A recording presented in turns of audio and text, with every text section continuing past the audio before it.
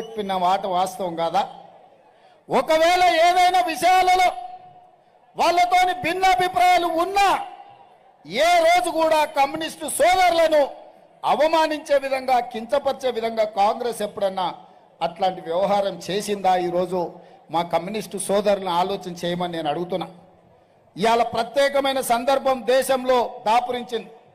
నరేంద్ర మోడీ దెబ్బకు ప్రజాస్వామిక వ్యవస్థలన్నీ, పార్లమెంటు వ్యవస్థలన్నీ కుప్పగూలిపోయి, సుప్రీంకోర్టులు కావచ్చు, ఎన్నికల సంఘాలు కావచ్చు, ఈరోజు ఏ వ్యవస్థలు కూడా ఈడీ, ఇన్కమ్ ట్యాక్స్, సిబిఐ అన్నిటిని చెరబట్టి ఈరోజు దేశాన్ని విధ్వంసం చేసి మోడీ ఆక్రమించుకోవాలనుకుంటున్నాడు.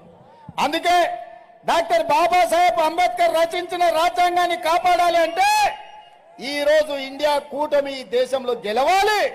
రాహుల్ గాంధీ గారు ఈ దేశానికి ప్రధానమంత్రి